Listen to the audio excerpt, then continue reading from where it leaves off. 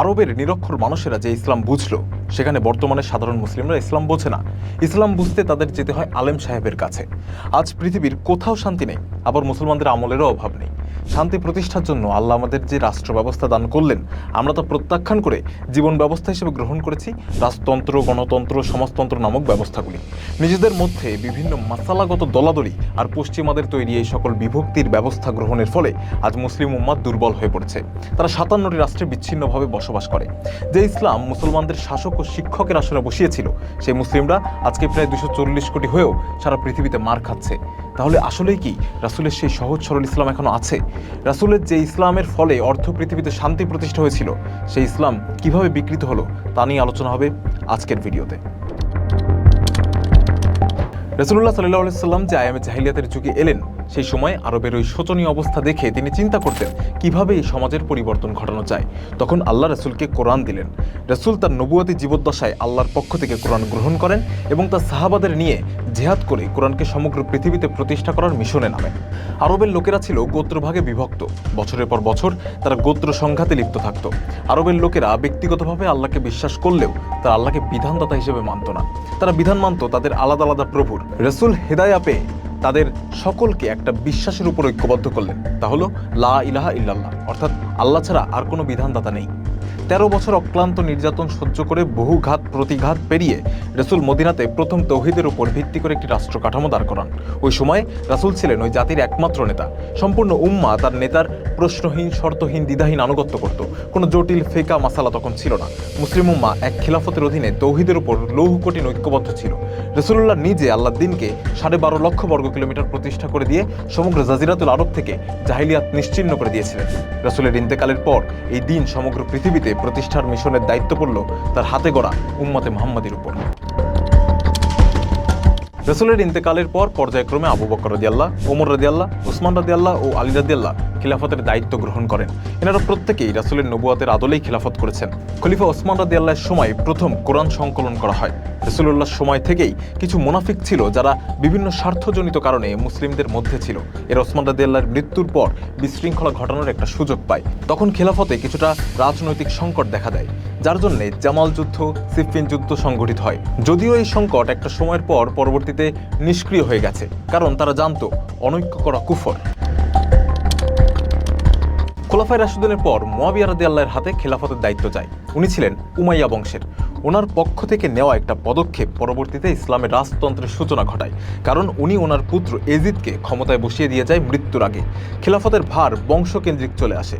তখনও জাতির মধ্যে কোনো ফেরকা, মাঝহাব, সুফিবাদী তরিকা ছিল না, তাফসির গ্রন্থ ছিল না, হাদিসের পাহাড় ছিল না, ধর্মকে জীবিকা বানানো কোনো ওলামা শ্রেণীও ছিল না। শুধু রাজতন্ত্রের প্রভাবে শাসকেরা ভোগবিলাসিতায় লিপ্ত হয়ে পথভ্রষ্ট হয়েছে। এই সময়টাতেই আমাদের সিন্ধু প্রদেশে, যেটা বর্তমানে পাকিস্তান, এখানে ইসলামের আগমন ঘটে 711 খ্রিস্টাব্দে মোহাম্মদ বিন কাসিমের হাত ধরে। এই সময়ে খলিফা ছিলেন ওয়ালিদ ইবনে আব্দুল মালিক। ওনার সময় পর্যন্ত ইসলাম চারিদিকে ছড়িয়ে পড়ে, কিন্তু এরপরে রাজতন্ত্রের নোংরা খেলায় খলিফার ভাই সুলাইমান ইবনে আব্দুল মালিকের ষড়যন্ত্রে খেলাফত প্রতিষ্ঠার কাজ বন্ধ হয়ে যায়। তখন জাতি আর দিন প্রতিষ্ঠার জন্য লড়াই করে না, তারা লড়াই করলেও সেটা করে সাম্রাজ্য বিস্তারের জন্য। অর্থাৎ জাতি তার লক্ষ্য, উদ্দেশ্য ভুলে গেছে। রাসূলের একটি হাদিসে আমরা দেখি যে সেখানে তিনি বলছেন, আমার উম্মতের বয়স হবে 60 থেকে 70 বছর। ইতিহাসেও আমরা দেখতে পেলাম প্রকৃত উম্মতে মুহাম্মাদী যারা ছিল তারা ঠিক 60 থেকে 70 বছর পর রাসূলুল্লাহর মিশন বন্ধ করে দিল। অর্থাৎ তখন থেকে ওই জাতি আর উম্মতে মুহাম্মাদী রইল না। সাহাবীদের মৃত্যুর পর তাবেঈনরা হাদিস সংগ্রহ করা শুরু করে। এই সময় থেকেই বিশেষ করে মাযহাবী গোষ্ঠীরা নিজেদের মতকে সমর্থন দেওয়ার জন্য জাল হাদিস তৈরি করতে শুরু করে, আর শাসকের সমর্থকরা তোষামত করার জন্য তাদের স্বার্থে গুণকীর্তন ধর্মী হাদিস চালু করে। নিজেকে নবীজির ঘনিষ্ঠ প্রমাণের জন্য অনেকে বানিয়ে হাদিস বলা শুরু করে। এভাবে হাদিসের নাম ব্যবহার করে লক্ষ লক্ষ ভুয়া বর্ণনা ছড়িয়ে পড়তে থাকে। ইমাম মালিক প্রথম আনুষ্ঠানিকভাবে হাদিস সংকলনের উদ্যোগ নেয়। 1 লক্ষ হাদিস সংগ্রহের পর উনি তার গ্রন্থে মাত্র 1720টি হাদিস লেখেন। বাকি হাদিসকে উনি দুর্বল, বানোয়াট ও জাল বলেন। নবীজি ইন্তেকালের 100 বছরের মধ্যে শুধুমাত্র মদিনাতেই যদি 98,000-এরও বেশি গার্বেজ হাদিস পাওয়া যায়, তাহলে চিন্তা করুন পরবর্তী অবস্থা কতটা ভয়াবহ ছিল। আব্বাসীয়রা উমাইয়াদের শাসনের পতন ঘটায়। এই সময় ইসলামী সভ্যতা বৈজ্ঞানিক ও সাহিত্যিক ক্ষেত্রে উন্নতি লাভ করে, তবে রাজনৈতিক দিক থেকে দুর্বল হয়ে যায়। মুফাসসির, মুহাদ্দিস ও ফকিদের উত্থান ঘটে। তাফসিরের পাহাড় রচনা হয়, কারো তাফসির অন্যের সাথে না মিললে নতুন নতুন মতবাদ তৈরি হয়। এই সময় থেকে ইসলাম ধীরে ধীরে জনগণের জন্য জটিল হয়ে ওঠে। আর এই সময়টাতেই বিকৃত সুফিবাদ ইসলামে প্রবেশ করে। দিন নিয়ে বাড়াবাড়ি, অতিব্যাখ্যা চালু হয়ে গেছে এই সময়। কাদেরিয়া, চিশতিয়া, নকশবন্দিয়া, মুজাদ্দেদিয়া সহ নানা তরিকা সৃষ্টি হয়। এই তরিকাগুলো যারা সৃষ্টি করেছে এনারা সকলেই জন্মগ্রহণ করেছে ইসলাম বিকৃত হওয়ার অনেক পরে। এই সময়ে খলিফারা এমন দ্বন্দ্ব বিবাদে লিপ্ত হয়েছে যে তাদের নিজেদের সিংহাসন টেকানোই মুশকিল হয়ে গেছে। দিন আর কি প্রতিষ্ঠা করবে? যদিও সাধারণ মুসলিম যারা আছে তারা ইসলামের প্রতি আনুগত্যশীল। এই বিশাল সংখ্যা আল্লাহর রাস্তায় ব্যয় করে, এতে রাষ্ট্রীয় কোষাগার ফুলে ফেপে উঠতে থাকে, আর শাসক সেই সম্পদ দিয়ে কঠিন ভোগ বিলাসিতায় মগ্ন থাকে। এই শাসকদের ব্যক্তি চরিত্র তখন একেবারেই নষ্ট হয়ে গেছে। এরা মদ পান করে, নারী নিয়ে থাকে। সাধারণ মানুষ তখন এদের আর পছন্দ করে না।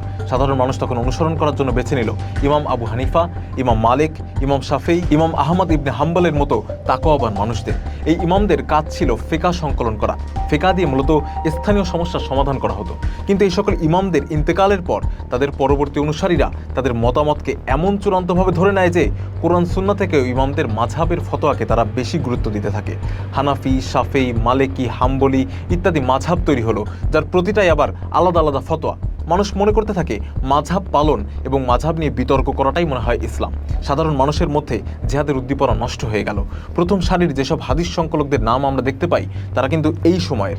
সমস্যা হচ্ছে এতদিনে হাদিসের বহু চেহারা পরিবর্তন হয়ে গেছে এবং এই মানুষগুলো তখন জিহাদ বন্ধ করে ফিকহ ও হাদিস সংকলনে মনোযোগ দিয়েছে। আর একটা শ্রেণী আছে যারা তরিকাপন্থীর অনুসরণ করে আত্মার ঘষা মজার জন্য। আল্লাহ যেটা বলেনি, রাসূল যেটা করেনি, সাহাবীরা যেটা পালন করেনি, এতদিন পর এইসব নতুন জিনিস তারা ইসলামের নামে চালাতে লাগলো।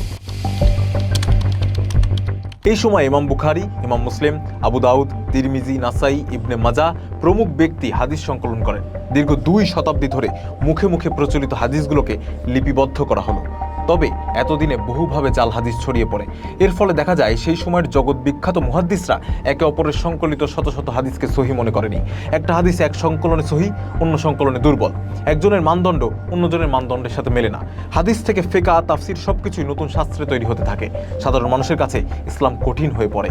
পরবর্তীতে এই তুচ্ছ বিষয়গুলো নিয়ে মুসলমানদের মধ্যে বড় বড় বিরোধ হয়েছে। এই সময় প্রতিটি অঞ্চলে নির্দিষ্ট মাযহাব রাষ্ট্রীয় আইন হয়ে যায়। খিলাফতের ঐক্য ভেঙে যায়। ফকিদের মধ্যে প্রকাশ্যে বিতর্ক সভা হতো, যা অনেক সময় হাতাহাতি পর্যন্ত পৌঁছাতো। শিয়া সুন্নি বিভেদ আরও গভীর হয়। ফিরকা, মাযহাব, তরিকা নিয়ে তর্ক, বাহাস, মারামারিতে লিপ্ত হয় জাতি। মুসলিমরা সরাসরি কোরআন সুন্নাহ থেকে না নিয়ে আলেমদের ব্যাখ্যা অনুসরণ করতে শুরু করে। আল্লাহর হুকুম প্রতিষ্ঠা করার জন্য মৃত্যু ভয়হীন এই জাতি যখন মূল কাজ বাদ দিয়ে বসে পড়ল, তখন থেকে শুরু হলো ছোটখাটো বিষয় যেমন পোশাক, দাড়ি, টুপি, খাদ্যাভ্যাস ইত্যাদির উপর মাযহাব অনুযায়ী অতিরিক্ত জোর দেওয়া। ইসলাম ক্রমে ক্রমে একটি কঠিন রূপ ধারণ করে। সাধারণ মানুষ অন্ধভাবে আলেমদের মুখাপেক্ষী হয়ে পড়ে। ফলে ইসলামের সরলতা মানুষের থেকে দূরে সরে যায়। এই সময় মুসলমানদের মধ্যে ছিটে ফোটা ঐক্য নেই। আগে ইউরোপীয় ক্রুসেডের সময়ও মুসলিমরা গণহত্যা ও লুণ্ঠনের শিকার হয়েছিল। এরপর মুসলিমরা রাজনৈতিকভাবে দুর্বল হয়ে যায়। মুসলমানদের সবচেয়ে বড় 2 ভাগ শিয়া আর সুন্নি। এই সময় আব্বাসীয় খিলাফত চললেও খিলাফতের মধ্যে এক একজন এক এক ধারার অনুসারী। যেমন খলিফা হয়তো সুন্নি, কিন্তু তার প্রধান সেনাপতি সে আবার শিয়া। তাদের মধ্যে মনস্তাত্ত্বিক দ্বন্দ্ব লেগে থাকতো। এই দ্বন্দ্বের সূত্রপাতকে কাজে লাগিয়ে হালাকু খান মুসলমানদের উপর আক্রমণ করে। খিলাফতের কেন্দ্র বাগদাদ ধ্বংস করে দেয়। প্রায় 10 লাখ মুসলিম নিহত হয়। ইসলামী জ্ঞান ভাণ্ডার ধ্বংস হয়ে যায়। এখান থেকেই শত্রুর কাছে পরাজয়ের সূচনা হয় মুসলিমদের। এই সময় ইউরোপীয় খ্রিস্টান শক্তি মুসলিম ভূখণ্ড দখল করে নেয়। ব্রিটিশরা প্রথম ভারতীয় উপমহাদেশে মাদ্রাসা শিক্ষা ব্যবস্থা প্রতিষ্ঠা করে। সেই মাদ্রাসায় শিক্ষকের দায়িত্ব খ্রিস্টানরা পালন করে। 146 বছর ধরে 26 জন খ্রিস্টান প্রিন্সিপাল এই মাদ্রাসার দায়িত্ব পালন করেছেন। খুব কৌশলের সাথে ওরা কালেমার অর্থ পরিবর্তন করে দেয়। যেখানে কালেমার অর্থ ছিল আল্লাহ ছাড়া কোনো ইলাহ বা হুকুমদাতা নেই, সেখানে অর্থ হয়ে গেল আল্লাহ ছাড়া কোনো মাবুদ বা উপাস্য নেই। সিলেবাস থেকে জেহাদের অংশ বাদ দিল।